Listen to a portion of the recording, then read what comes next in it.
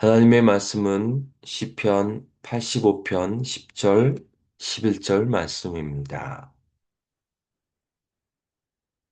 인애와 진리가 같이 만나고 의와 화평이 서로 입맞추었으며 진리는 땅에서 솟아나고 의는 하늘에서 굽어 보도다.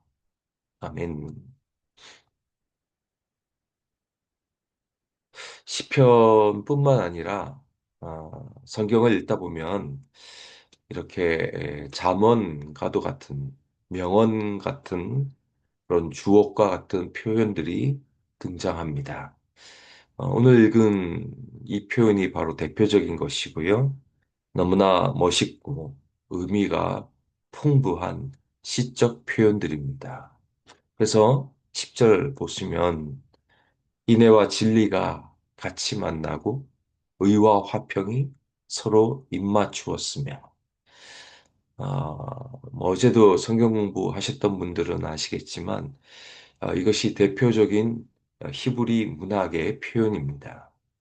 의와 화평이 그냥 만난다라고 표현하면 되는데 그렇게 표현하지 않고 의와 화평이 서로 입맞춘다라고 표현하는 거죠. 이게 대표적인 시적이고 히브리 문학적 표현입니다. 일단 인애와 진리가 같이 만난다고 합니다.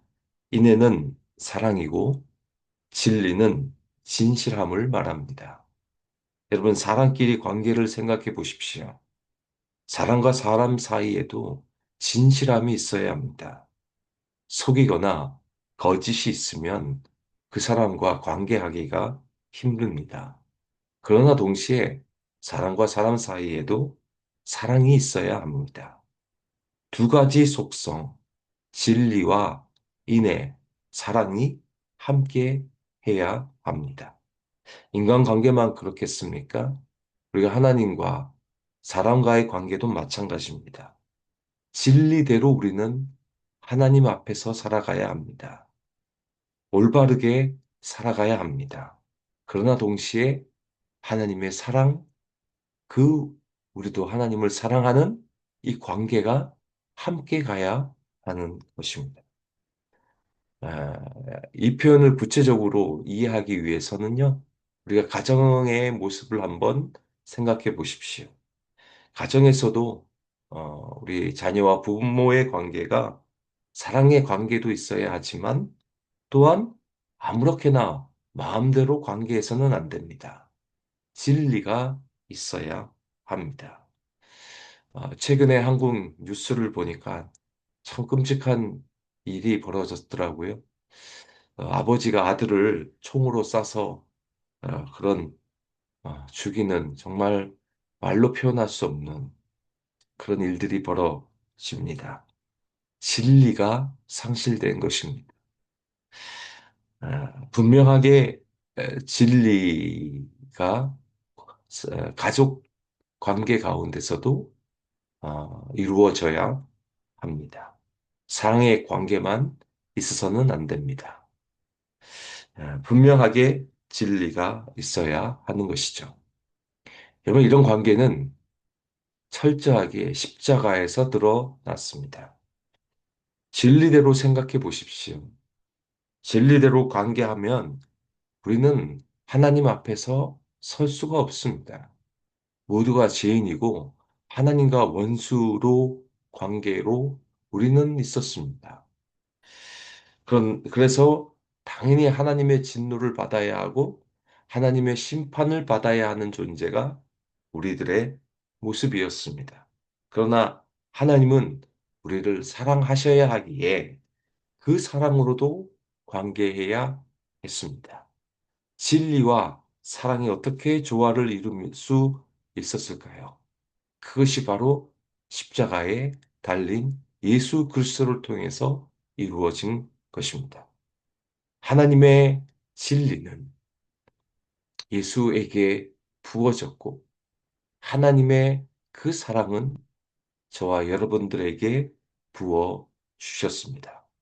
그래서 우리를 진리대로만 판단한 것이 아니라 우리는 그 죄값을 예수에게 그 진리대로 다 부으셨고, 우리에게는 사랑을 한없이 부어 주신 것입니다. 그래서 잠언 17장 15절 말씀을 보시면 악인을 의롭다 하고 의인을 악하다 하는 이 두 사람은 다 여호와께 미움을 받느니라. 여러분 구약적 방식에 의하면 악인을 의롭다 하면 하나님은 그 사람을 미워하십니다. 그러나 십자가를 생각해 보십시오. 악인을 의롭다고 한 것이 십자가입니다. 저와 여러분이 악인이었고 하나님의 진노를 받아야 하는 존재였지만 그 악인을 의롭다 한 것이 십자가입니다. 왜요? 그 진노를 다 예수께 부은 겁니다. 진리대로 하자면 우리는 죽어야 하지만 그 진리를 예수께 다 붓고 사랑을 통해서 우리를 살려주신 것입니다. 그것이 바로 십자가입니다. 그 십자가는 우리가 평생 함께 짊어지고 가야 할 우리의 놀라운 십자가인 줄로 믿습니다. 똑같습니다. 의와 화평이 서로 입맞추고 너무나 멋진 표현입니다. 의와 화평이 어떻게 서로 하나가 될 수 있습니까? 정의와 평강이 서로 입맞춥니다. 공의대로 우리를 보면 우리는 망할 수밖에 없고 심판받을 수밖에 없습니다. 그러나 사랑하신 것입니다. 어제도 성경 공부하셨지만 모든 예언서의 외침이 한마디로 뭐냐? 심판하시나 구원하십니다. 우리는 진리대로, 공의대로 심판받아야 합니다. 그러나 동시에 하나님이 우리를 구원하시기를 원하십니다. 사랑하시기를 원하시고 평강 주시기를 원하십니다. 그것이 십자가입니다. 그 십자가에서 예수님 때문에 의와 평강이 입맞춥니다. 맞출 수 없지만 오직 예수 그리스도의 십자가의 희생을 통해 의와 평강이 입을 맞추는 것입니다. 오늘 찬양했지만 주 달려 죽으신 십자가 3절 가사를 보면 큰 잡이 나타나셨네라고 되어 있지만 영어 가사를 보면 sorrow and love flow mingle down이라고 되어 있습니다. 슬픔과 사랑이 섞여 흘러 내리는 것. 그것이 십자가입니다. 그 십자가에 우리를 향한 사랑과 하나님이 그의 아들 예수를 잃은 슬픔이 함께 흘러 내리는 것입니다. 여러분, 저와 여러분은 십자가를 어떻게 보고 계십니까? 그 십자가에 하나님의 공의가 있고 그 십자가에 우리를 향한 말할 수 없는 사랑이 함께 흘러 내리는 것입니다.